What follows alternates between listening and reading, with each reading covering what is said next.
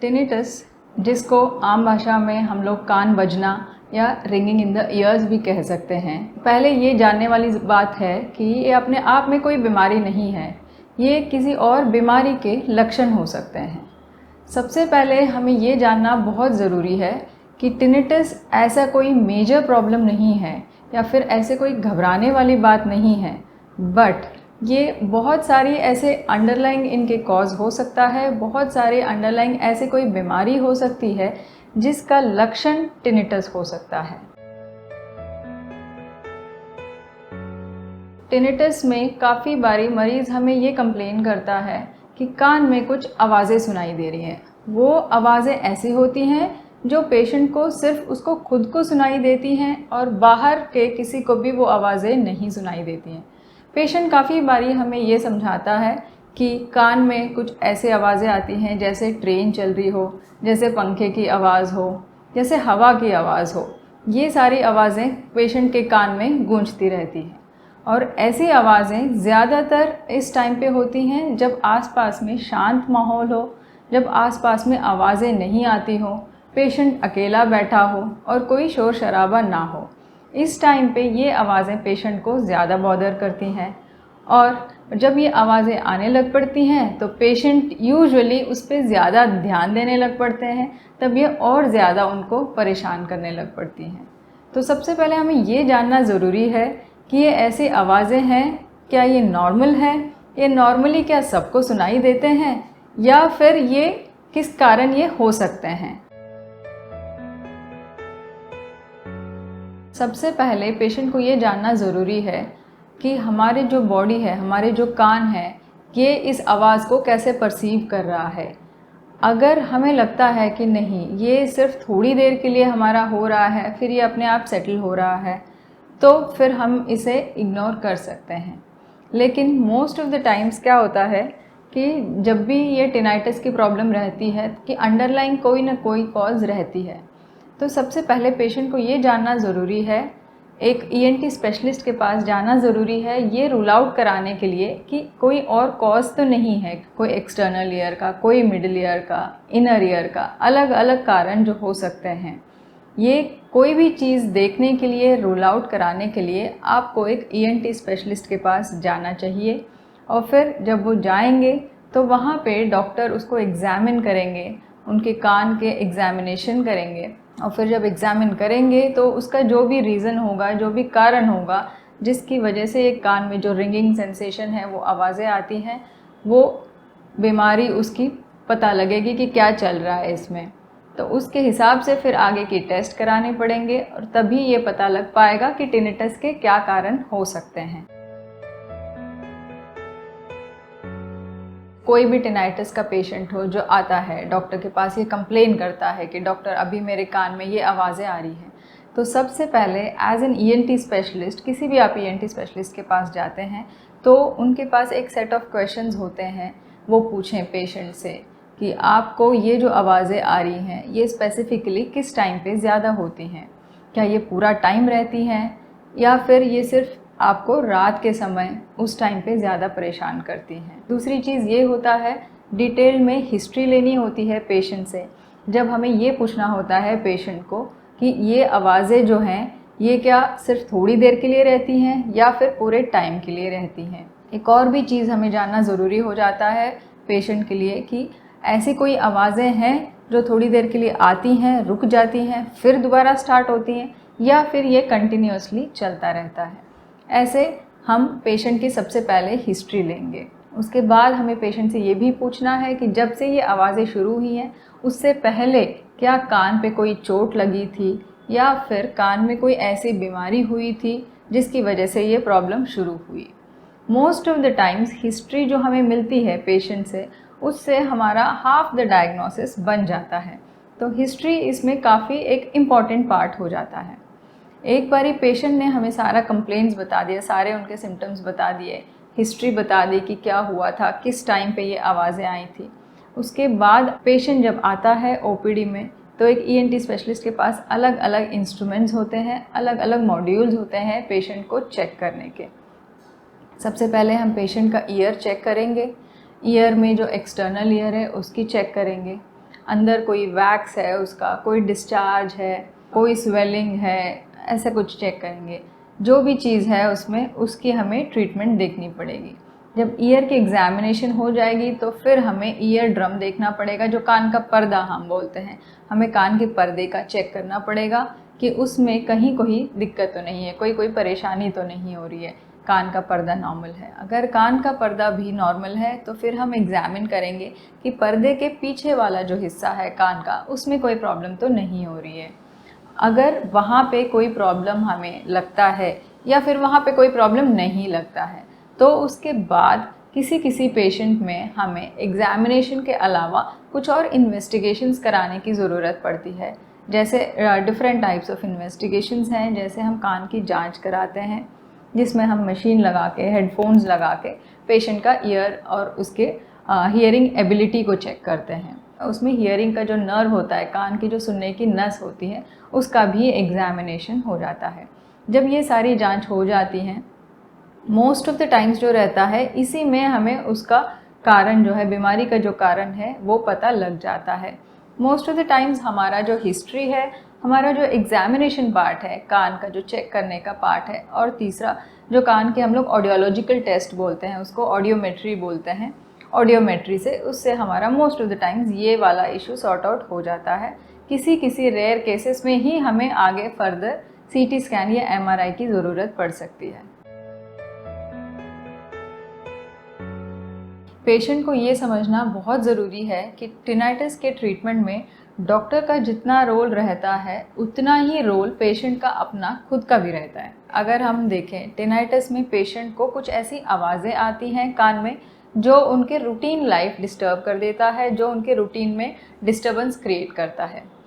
तो इसलिए मतलब ऐसा कोई चीज़ नहीं है जो हो रहा है जिसके लिए तुरंत इसको इमरजेंसी में दवाई चलाएं, बट ये अपने रूटीन लाइफ में न्यूसेंस क्रिएट करता है, तो इसीलिए पेशेंट इसके बारे में ज़्यादा बॉदर करता है। तो पेशेंट को सबसे पहले अपने आप को ये जानना ज़रूरी है कि ये कोई बड़ी बीमारी नहीं होती है। इसके लिए जो भी ऑप्शंस हैं अवेलेबल, इसको हम अगर यूटिलाइज़ कर लें, इसका अगर हम चेक करवा लें, तो ये ठीक होने के बहुत चांसेस रहते हैं। टिनाइटिस के ट्रीटमेंट में कई तरीके हैं। जैसे टिनाइटिस में कुछ ऐसे उपकरण आते हैं जिसको हम टिनाइटिस मास्कर्स कहते हैं, वो हम यूज़ कर सकते हैं जो पेशेंट्स जिनमें आवाज़ें ज़्यादा उनको रूटीन उनका डिस्टर्ब कर रही हैं।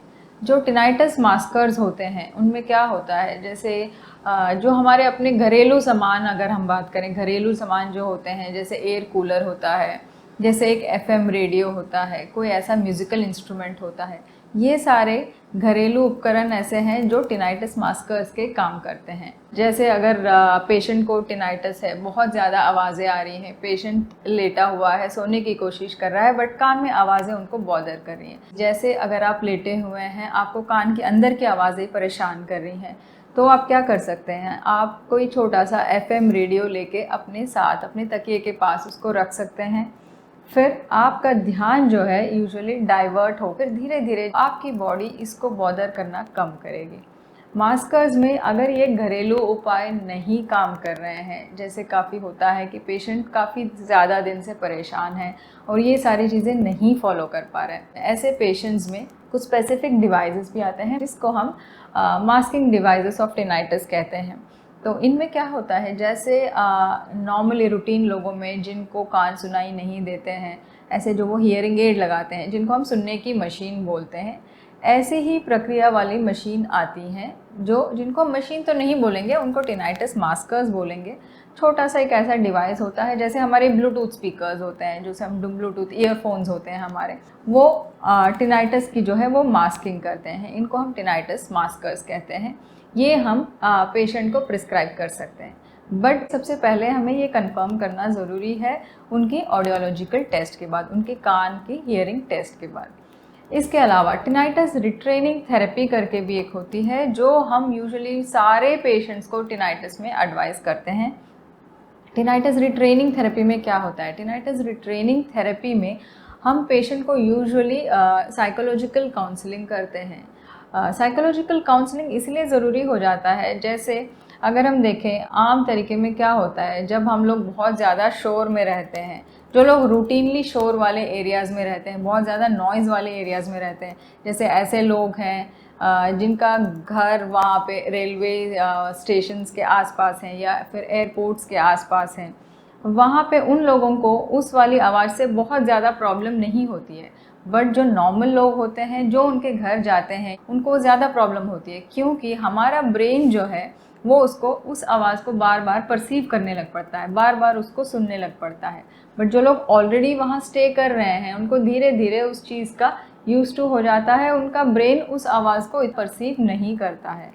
तो साइकोलॉजिकल काउंसलिंग में, टिनिटस रिट्रेनिंग थेरेपी में भी हम पेशेंट को यही काउंसलिंग करने की कोशिश करते हैं कि अपने ब्रेन को ऐसे ट्रेन करें, अपनी ब्रेन को ऐसे उसकी काउंसलिंग हो ताकि ब्रेन उस बॉडी को अडेप्ट कर जाए जो वो साउंड्स प्रोड्यूस कर रहा है, because that is not harmful. तो हमें उसके बारे में धीरे धीरे करके, उसको इग्नोर करके, उसके बारे में ज़्यादा ध्यान ना दे के अपने ब्रेन को अडेप्ट करने की ज़रूरत होती है। जब टिनाइटस रिट्रेनिंग थेरेपी हमारी हो जाती है तो हम कॉग्निटिव बिहेवियरल थेरेपी भी करते हैं, जहाँ पेशेंट्स को यूजुअली हम लोग स्ट्रेस रिड्यूसिंग एजेंट्स, कोई ऐसे योगा होते हैं, जैसे मेडिटेशंस होती हैं, ब्रीदिंग एक्सरसाइजेस होती हैं, थोड़ी सी लाइफस्टाइल चेंजेस होती हैं, ये सब करने से भी ज़्यादा फ़र्क पाया गया है काफ़ी सारे पेशेंट्स में।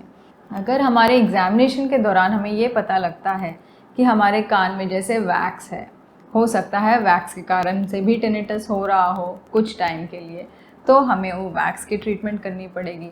या फिर हो सकता है कान के पर्दे में कोई ख़राबी हो, या कान के पर्दे में छेद के कारण कान में से डिस्चार्ज आ रहा हो, पस आ रहा हो, तो फिर हमें उस चीज़ का स्पेसिफिक ट्रीटमेंट करना पड़ेगा। जैसे उन चीज़ों में अलग अलग हमें मेडिकल ट्रीटमेंट भी होती है और सर्जिकल ट्रीटमेंट भी होता है। मेडिकल ट्रीटमेंट जैसे कान के पर्दे में अगर इन्फेक्शन है तो हम इन्फेक्शन की ट्रीटमेंट चलाएंगे, अगर कान के पर्दे में सूजन है तो हमें सूजन की ट्रीटमेंट चलानी पड़ेगी, अगर कान के पर्दे में छेद है तो फिर हमें उसका सर्जिकल ट्रीटमेंट ऑप्ट करना पड़ेगा। ऐसे डिपेंडिंग ऑन द कंडीशन कि क्या इसका कारण है, क्या इसका कॉज है जिसकी वजह से ये हो रहा है, हमारा ट्रीटमेंट इसमें अलग अलग चलता जाएगा। अगर सावधानी की बात करें कि टिनाइटिस किस में होता है और उनमें क्या सावधानियां लिया जा सकता है, तो आजकल के टाइम पे अगर हम आपको बताएं तो हर एक ऐसे इंसान है, कोई ऐसा इंसान नहीं है जो मोबाइल फ़ोन्स नहीं यूज़ कर रहा हो। मोबाइल फ़ोन बहुत ज़्यादा ज़रूरी है, उसको यूज़ करे बिना काम नहीं चलता है, वो बात बिल्कुल सही है।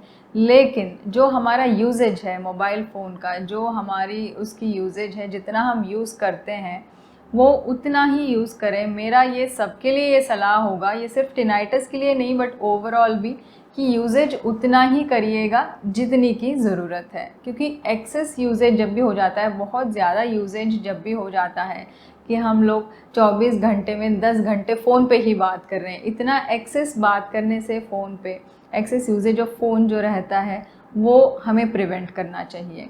दूसरी चीज़ जो है, बहुत ज़्यादा लाउड साउंड्स जो होते हैं, बहुत ज़्यादा जो तेज़ आवाज़ें आती हैं, उनको भी हमें अवॉइड करना चाहिए। तीसरी चीज़ ये है कि कुछ ऐसे प्रोफेशंस हैं जिनमें ये बहुत कॉमनली होता है, जो यूजुअली लोग लाउड साउंड्स में, जैसे फैक्ट्रीज़ में काम करते हैं, जिनका हमेशा ही वहाँ पे एनवायरनमेंट ऐसा होता है जो ज़्यादा शोर वाला, शोर शराबा वाला एरिया होता है उनको, और फिर जो ऐसे एयरक्राफ्ट्स में जो काम करते हैं उसमें भी बहुत तेज़ आवाज़ इतने कान के इतने पास आने की वजह से उनको प्रॉब्ली ना हो कि उसी टाइम पे हो, लेकिन कुछ सालों बाद ये दिक्कत शुरू हो सकती है। तो ऐसे लोगों का हमेशा ये रहना चाहिए कि साल में कम से कम एक बारी एक ईएनटी स्पेशलिस्ट को विज़िट करें, एक बारी चेक कराएं, अपने कान की भी एग्जामिनेशन करा लें, और कान के जो ऑडियोलॉजिकल टेस्ट होते हैं, जो ऑडियोमेट्री होते हैं, वो साल में एक बारी वो ज़रूर कराएं। ऐसे लोग जिनका प्रोफेशन की वजह से उनको ये प्रॉब्लम होती है। और फिर इसके अलावा जो हमारे रूटीन लाइफस्टाइल्स हैं, एक्सरसाइज करना है, हेल्दी डाइट लेना है, योगा करनी है, ये सारी चीज़ें करने से भी ये चीज़ें कान का जो टिनाइटिस का है उसका एसोसिएटेड जो स्ट्रेस है ये प्रिवेंट हो सकता है।